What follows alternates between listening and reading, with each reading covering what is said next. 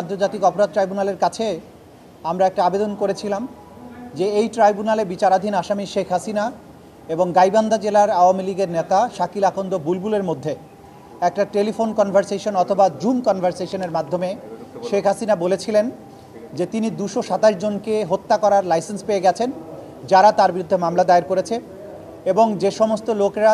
আওয়ামী লীগের লোকদের উপরে হামলা করার জন্য দায়ী তাদের বাড়িঘরকে তিনি ধ্বংস করে দেওয়ার জন্য আগুন দিয়ে পুড়িয়ে দেওয়ার জন্য নির্দেশ দিয়েছিলেন এবং তিনি হুমকি দিয়েছিলেন যে সমস্ত অফিসার যারা এই তদন্তের সাথে অথবা বিচারের সাথে জড়িত তাদেরকে তিনি থ্রেট করেছিলেন যে তাদের তালিকা তৈরি করা হচ্ছে এবং তাদেরকে ভবিষ্যতেও চাকরি করতে হবে এটা যেন তারা মাথায় রাখে। এই কনভারসেশনের মাধ্যমে তিনি আন্তর্জাতিক অপরাধ ট্রাইব্যুনাল সহ বাংলাদেশের বিভিন্ন আদালতে শেখ হাসিনার বিরুদ্ধে যে সমস্ত মামলা চলমান আছে সেই মামলার সাক্ষী বাদী এই মামলার তদন্তকারী কর্মকর্তা সহ মামলার সাথে সংশ্লিষ্ট বিভিন্ন লোককে তিনি হুমকি দিয়েছেন, থ্রেটেন করেছেন। এর দায়ে আমরা আন্তর্জাতিক অপরাধ ট্রাইব্যুনালের 11(4) ধারা অনুযায়ী আন্তর্জাতিক অপরাধ ট্রাইব্যুনালে আদালত অবমাননার অথবা আদালতের কার্যধারাকে বিঘ্নিত করার জন্য আমরা আবেদন করেছিলাম। সেই আবেদনের প্রেক্ষিতে আদালত প্রথমে শোকজ নোটিশ জারি করেন যে তারা যেন হাজির হয়ে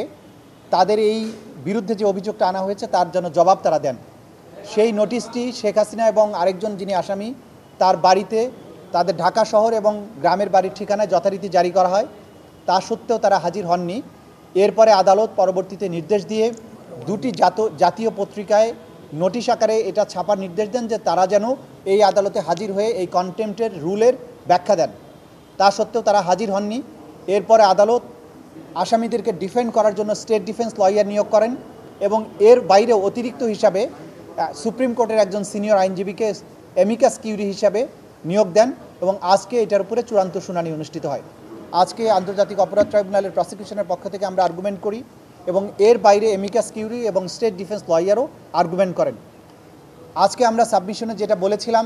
যে শেখ হাসিনার যে তর্কিত যে কনভারসেশন সেটিকে আমরা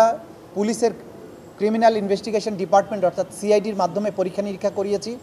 তারা পরীক্ষা করে রিপোর্ট দিয়েছেন যে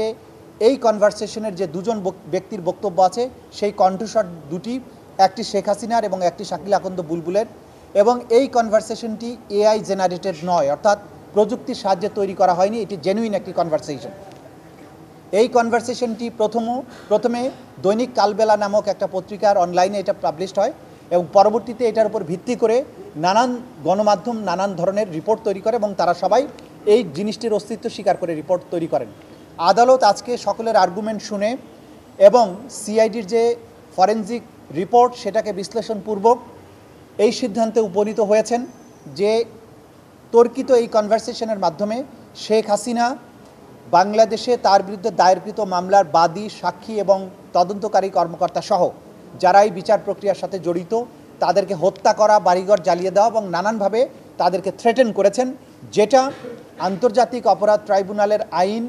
1973-এর 11(4) ধারা অনুযায়ী এই ট্রাইব্যুনালের বিচারাধীন প্রক্রিয়াকে প্রেজুডিস করার অপরাধ। এই অপরাধ চূড়ান্তভাবে প্রমাণিত হওয়ায় আন্তর্জাতিক অপরাধ ট্রাইব্যুনাল নাম্বার 1